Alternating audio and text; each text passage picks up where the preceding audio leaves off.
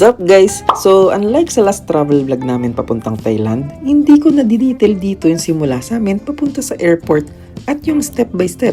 Kasi halos same na same lang naman. Same logistics, same tips at same process. Ito na kami guys. Ang sobrang haba ng pila.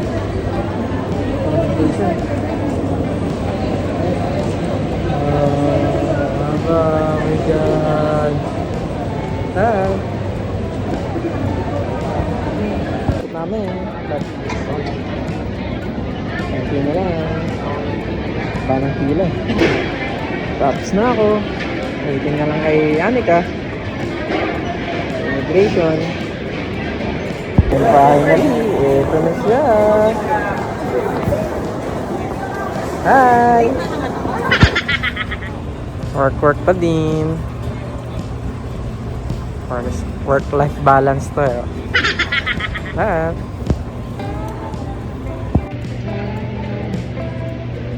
go. Buong tao. Kung tatanungin nyo about sa immigration, mas tumagal pa kami nung papunta kaming Thailand. Dito, hindi naman masyadong mahigpit. Mabilis lang, wala masyadong tanong. Mas mahaba lang talaga ang pila at mas maraming tao ngayon. Ang hindi lang same ay yung oras. Nito lang kasi ako naka-experience ng flight na gabi. Usually, laging madaling araw or umaga binubuk namin. Yung paliwanag na, ganun.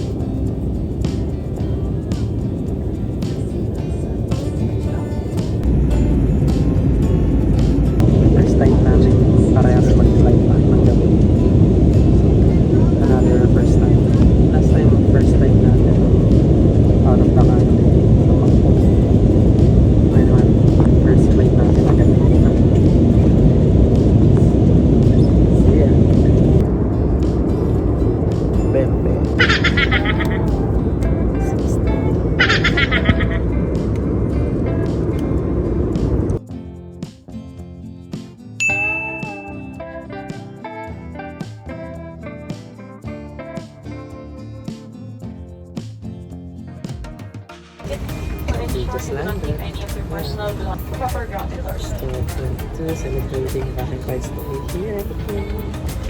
Valentine's Day. Yeah. Thank you.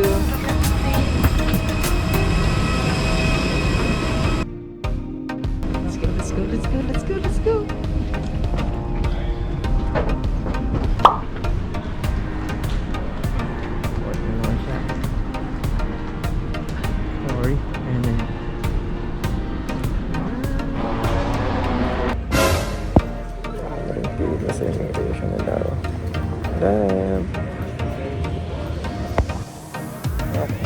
So, after ng immigration at makuha yung mga luggages namin, naghanap muna kami ng ATM para maka-withdraw ng pera na gagamitin dito. Unlike sa last travel vlog namin na may dala kaming cash tapos naghanap kami ng money exchange. Ang ginamit pala namin dito ay yung card ng GCash. Pwede siya guys, tapos rekta na sa currency ng Vietnam yung mawi-withdraw nyo. So, nag-withdraw kami ng 2 million Vietnamese dong. O ha, kala mo milyonaryo no? Pero yagan mo lang, milyonaryo ka na lang. Pero nasa mga 4,500 lang yan sa pera natin. At sapat na yan na pocket money namin dito. Waiting for our car.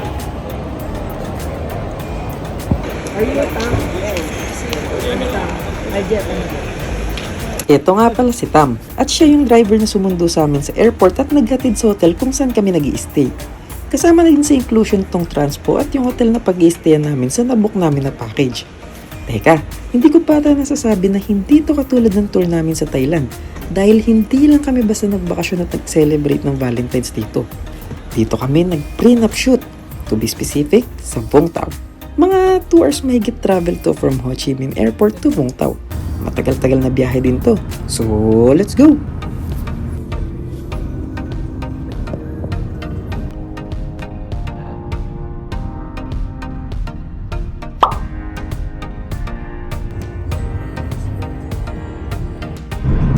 Akala ko nasa Makati tayo. Siguro ano to, coastal. Hindi, parang skyway. Ano tayo, love? Index. Kasero ba siya? Honestly, itong mga oras na to, medyo nakakaramdam din ako ng konting kaba kahit papano. Kasi syempre, first time namin sa lugar na to eh. Tapos lagpas 12:00 na.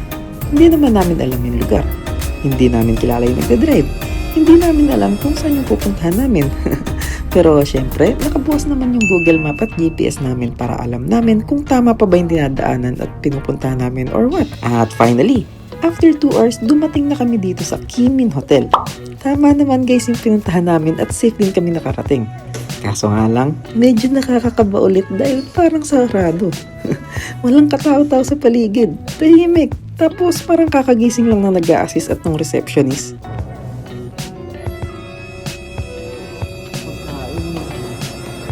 Okay, safe naman. Ha?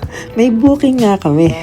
Honestly, medyo may kaba pa din ako ng slight dito dahil first time lang din kasi namin na hindi kami yung nag-book ng hotel na pag-i-stay namin. And yes, kasama din to sa inclusion na kinuha namin na package.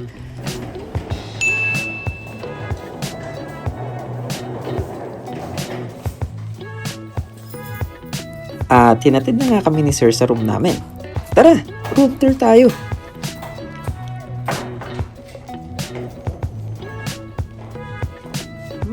Yes guys, ang laki. Iniisip ko nung una na baka dito din mag-i-stay yung photo and video team kaya malaking room.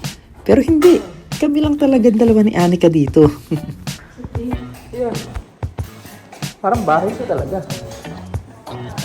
Kompleto. Balcony. Sofa. Dining, oo nga eh. Ref. CR. Ay, walang bathtub. I think so. Tama name. What's your name? Ma'am, thank you. Son? Son.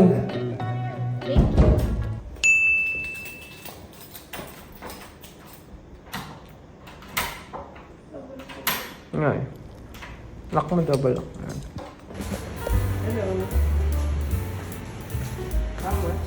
Akala namin may makukuhaan kami ng food pagdating. Pero wala. Sarado na yung kitchen ng hotel. Wala din kami makita na bukas sa paligid. Buti na lang, may Grab at may mga nagdi-deliver pa. Sul!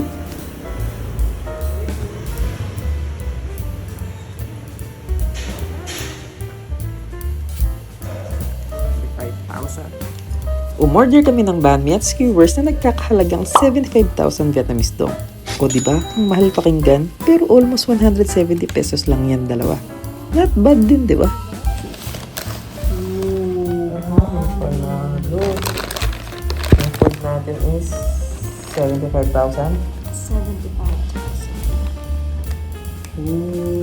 Parang sarap ng bread. Nagbanmi na agad kami kasi popular to dito sa Vietnam, often considered as their national dish.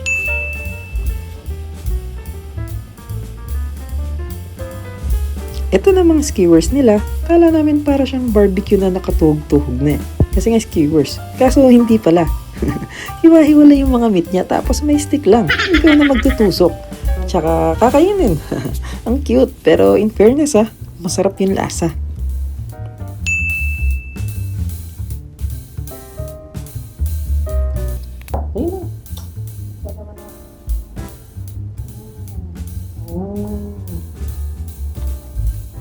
So, ayun. Na-solve naman ang first night namin. Thanks God, nakalanding kami ng safe. Naihatid kami ng driver mula airport hanggang dito ng safe. Nakapag-check-in ng safe at nakakain ng safe. First day, happy Valentine's Day. Going fitting. Let's go.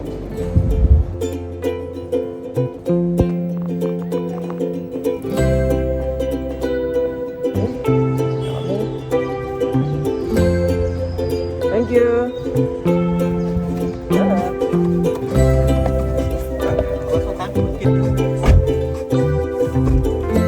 Morning. Mga around AM kami gumising at nag-ayos dahil by 9 AM, dumating na sa hotel yung sundo namin papunta sa office nila para pagmitingan yung mga gagawin sa shoot at para mag-fitting na din ng mga susuotin. Malapit lang, parang wala pang 10 minutes, andito na kami. So, welcome to Ori Wedding, our prenup photo and video team. Let's go!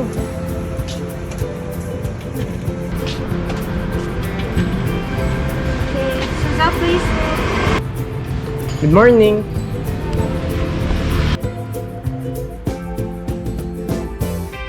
So, ito yung loob ng office nila. Very welcoming yung ambience. Parang bahay lang. Ganda naman yan.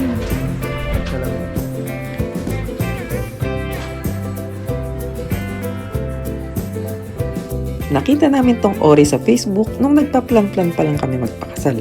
Ang gaganda ng mga lugar sa mga kuha nila. Kaya naman nung naghahanap-hanap na talaga kami ng photo and video para sa wedding namin, naalala namin to at nag-inquire na kami. Meron silang 4 na package na in-offer that time. Hindi ko lang sure kung nadagdagan na now since nag-expand pa sila, alam ko eh. Lahat ng package na yun ay kasama na yung transpo. Kaya wala kami binayaran sa sumundo sa amin sa airport kagabi, tsaka yung pag-pick up sa amin kanina sa hotel. At yung pagbalik sa hotel after dito. Pati na din sa mga susunod na araw, hanggang sa paghatid sa airport pabalik. Kasama na din sa package nila yung hotel accommodation, which is yung tinutuluyan namin now. May kasama na din meals on photoshoot days, breakfast and lunch. So dinner na lang po problemahin namin dito, which is good para sa amin para naman makapag-try din kami sa gusto naming kainan. Of course, kasama na din ang 2 photographers at 1 makeup artist.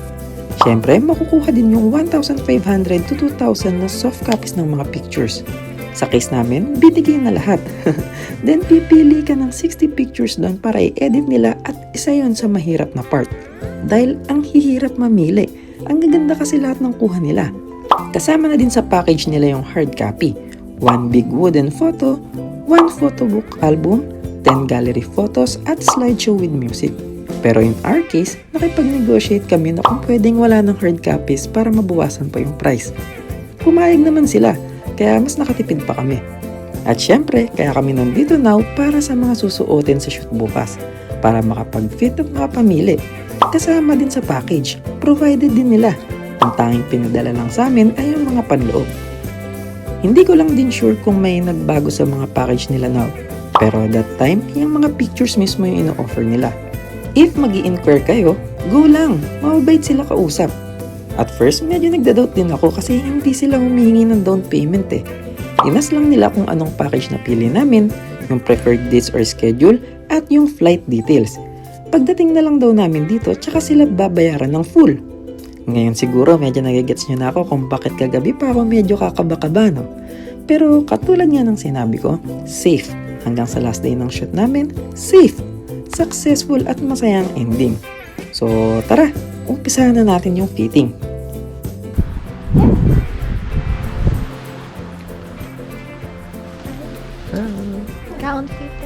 Dami nilang gown. Maganda.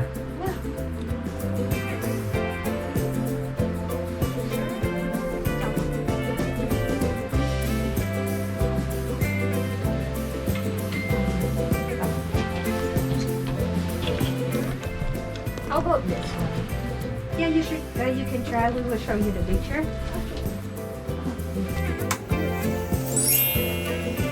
Sand dunes. Okay.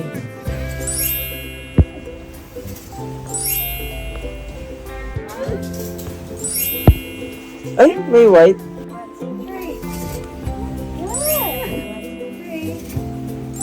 Yeah. Ayaw niyo sa horse? Wow! Ay, maganda.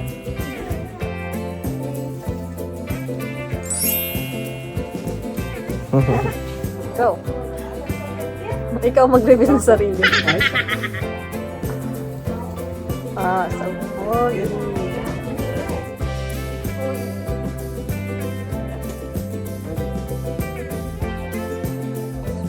Ano ito pinakamalala? for tomorrow. Wow. Excited? Yeah. How do you say thank you in... Good enough. Come on. Come on. Yeah. Come on. Come on. Not come on. Yeah. Yeah, you look alright. Yeah. Really? Yeah, like I don't sibling. Like the face shape like that. Magkamuha daw kami. Thank you. Thank you very much. Come on. Come on. Come on. Thank you so much for Thank choosing you. and trusting us. Yeah.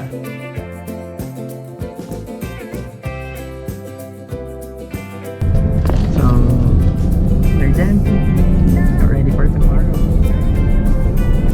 Excited. So, natapos na nga kami mag-meeting at mag-fitting.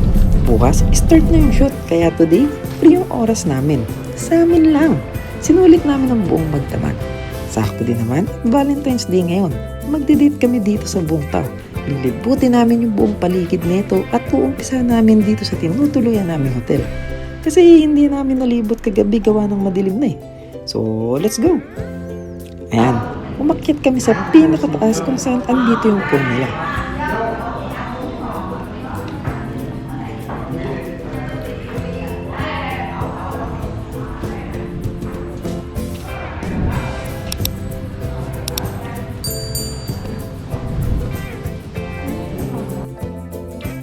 Meron pa palang itataas to. Tara, akyatin natin. At ito yung view sa pinakataas kung saan kami nag-stay. Kung nakikita nyo, halos tabing dagat na pala tong buong Taw. Halos dulo na kumbaga. Mamaya, pupuntahan natin yan. Lalakarin lang natin. Tapos, dito naman, nag-sightseeing lang kami. Tapos, bababa na din para maghanap naman ng pagdedatan.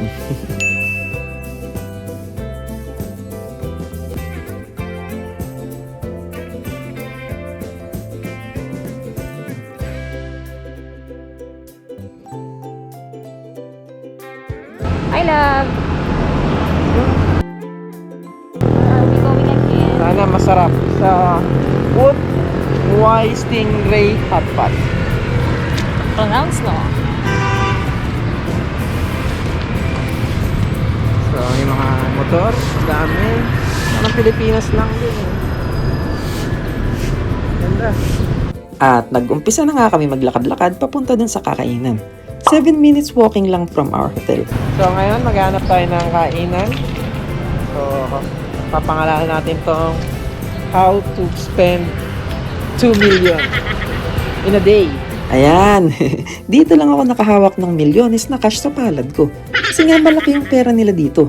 Yung 4,500 pesos namin, 2 million na agad dito. Kaya kung gusto nyo maging milyonaryo kahit saglit, try nyo din dito.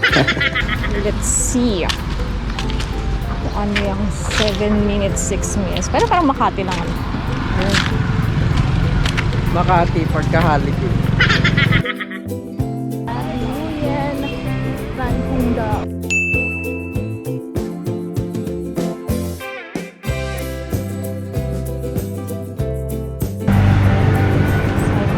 Kapit na. Define latte.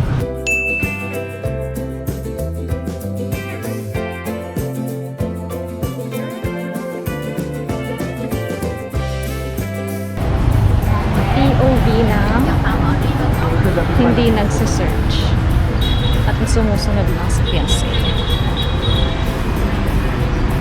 Siya ang nagsisearch, siya ang naghahanap ng kainan at ako'y sumusunod lang. Kailangan na kasi na dati. Kanto na. Feeling?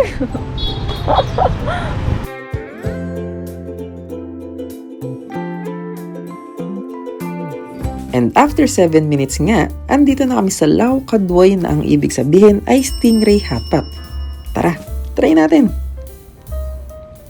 Maganda naman yung place. Malinis, maaliwalas, maraming kumakain pero hindi naman mainit kahit walang aircon. Ang problema nga lang walang English translation yung nasa menu nila. Buti na lang may translation yung cellphone. Sobrang helpful nito dito, promise. Grilled garlic snails with salt or grilled garlic snails with onions. One order of this. This is seafood. Seafood. At isa pa, medyo no English policy talaga sila dito. Bibihira talaga yung nakakaintindi ng English. Kaya halos senyasan na lang kami ng senyasan dito. Seafood. At ito na nga, naka-order naman kami ng maayos. Sinerve na yung Lau Hai San no, na ang ibig sabihin ay small seafood hotpot.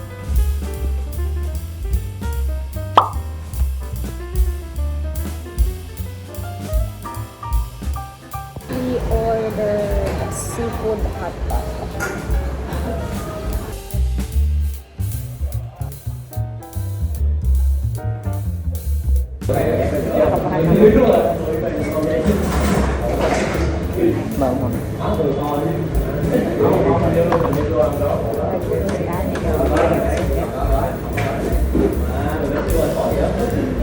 Pero kaya naman. Pero manghang.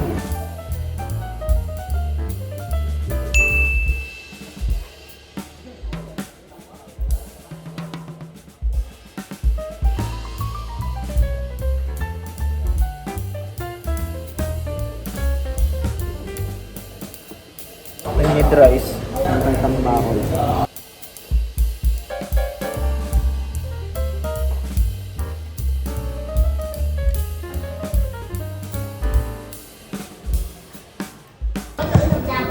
Siyempre, yung mawala yung ating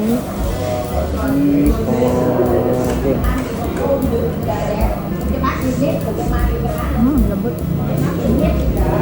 So yun nga, medyo manghang pala yung mga food nila dito. Mali kami dun. Nakalimutan namin tanungin muna kung spicy ba yung food or what. Katulad sa Thailand na lagi muna kami nagtatanong before umorder. Kaya kung hindi kayo masyado mahilig sa manghang katulad namin, pwede nyo naman sabihin na bawasan ng konti yung anghang. Pero kung mga spicy lovers kayo, suwak na suwak kayo dito. Ito ang masarap na in-order namin dito. Ang Ok Toy Noong Mohan, or in English, grilled garlic snail with green onion and oil.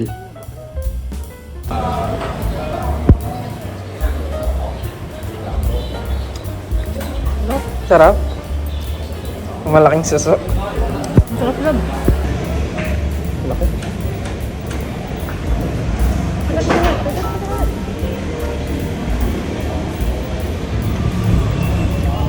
Stop.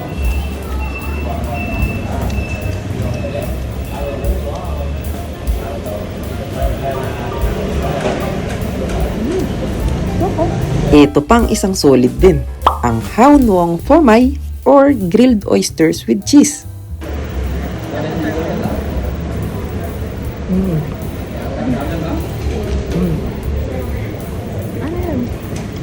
Sarap ng cheese.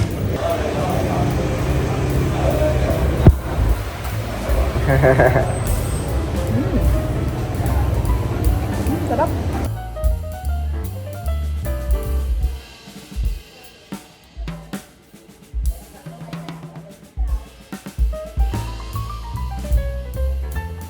Ang Thailand. Bill reveal. Boom! 323,000. 500,000. How to spend 500,000 in a day. Napakasarap yun. Natuwa naman ako dito sa sarap to. Okay to. Okay naman yung shrimp. Tsaka yung fish.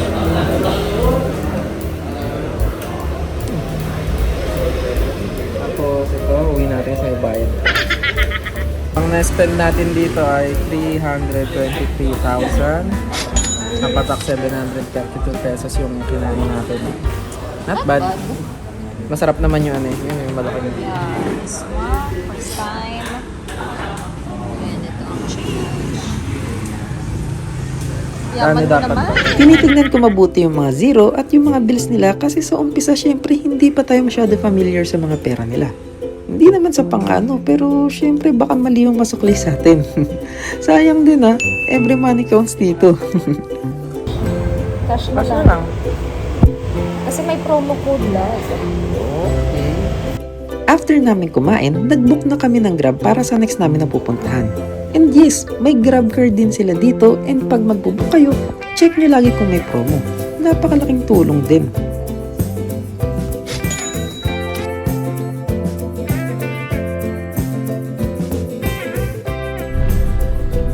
After the next location, try natin mamili doon. Sasabi nila marami doon pilihan doon. 5 minutes lang to. Na tayo. So, dito kami sa Baku Street.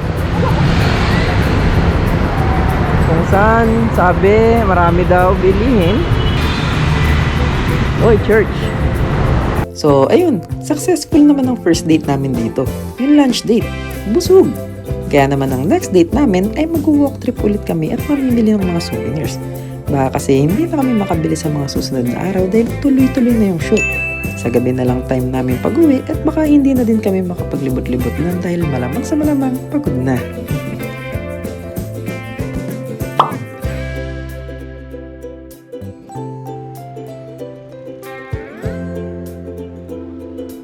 Sa paglalakad-lakad namin, napuntahan na namin kung saan kami next magde-date.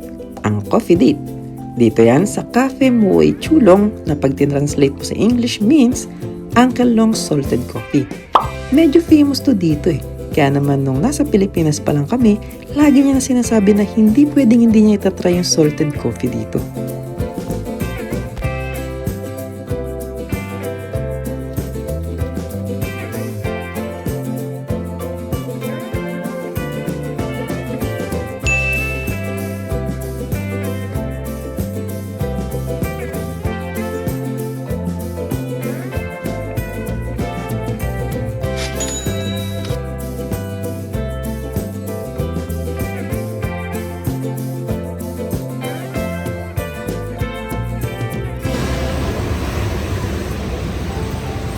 Coffee.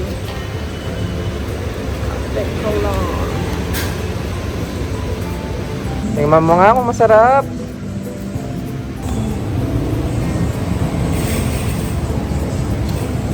What? The perfect salted coffee?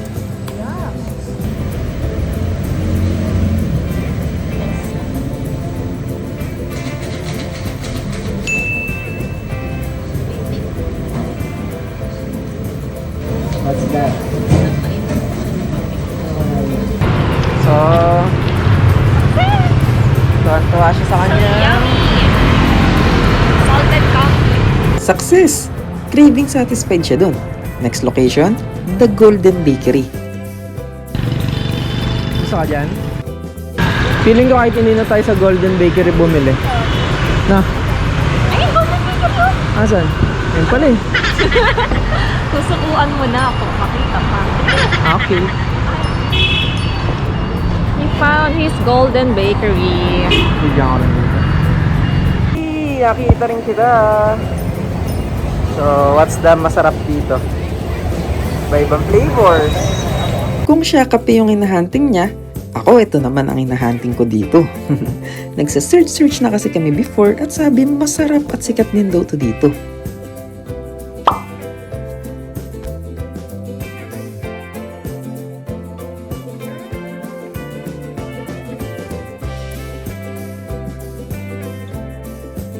Want that? Malambot. Got that? Ito, masarap pula po. 35,000. Ben, Milo. Parang mas gusto ko to. Tsaka cheese. Oh my God!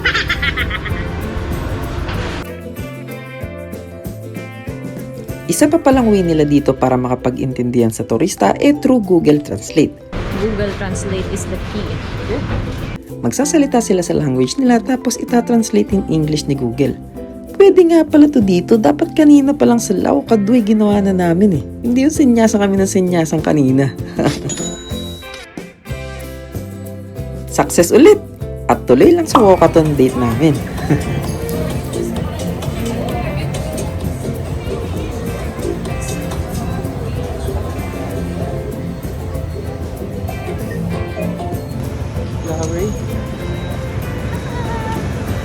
Simple Valentine's Day. Walking in. Gitna ng kalsada. Tawid ng tawid sa Vietnam. So, kakalakad namin. Punta na kami sa Manila Bay. Napunta na nga kami sa dagat. Eto na siya.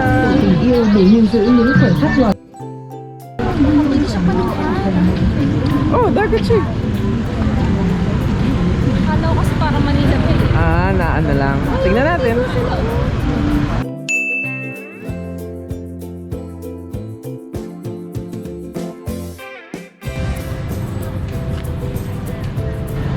Dagat na kami.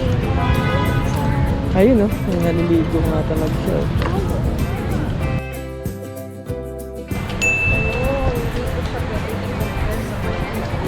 Better than Manila Bay.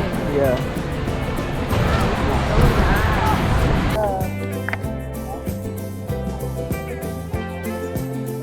Go, madam.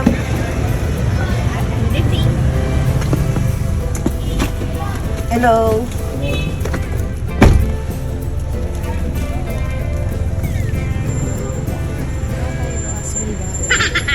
After namin mag-date sa tabing dagat, nag-grab na kami papunta sa park na malapit lang sa hotel.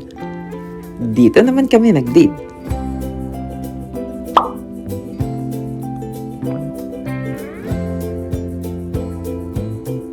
Tapos, street food date naman.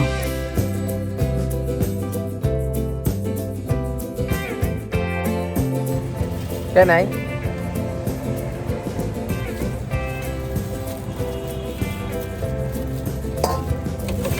Edible ba to? Plastic?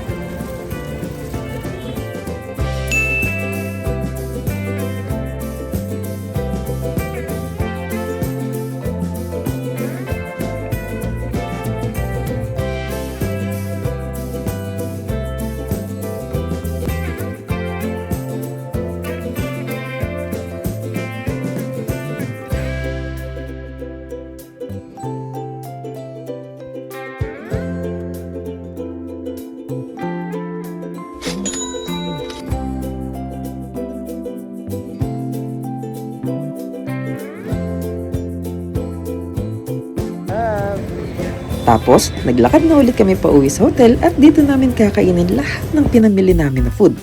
Ang aming dinner date.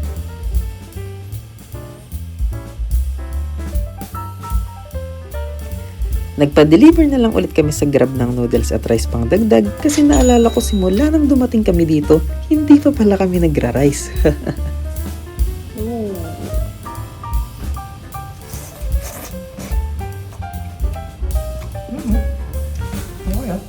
Parang ano, may goreng. Sarap.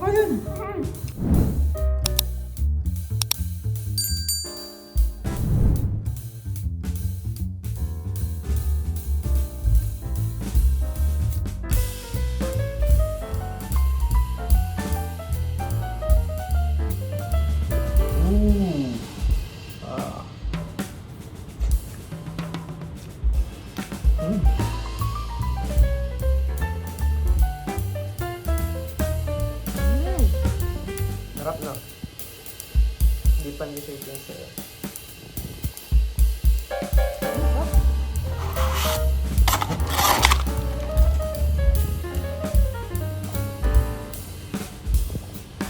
Chocolate. So foggy. That's it. Hindi talaga nawawala sa kanila yung pipino eh.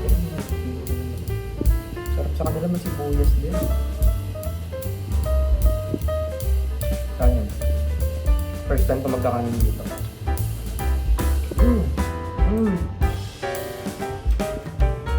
Sarap. And that's it! Beauty rest na for tomorrow. Bye-bye!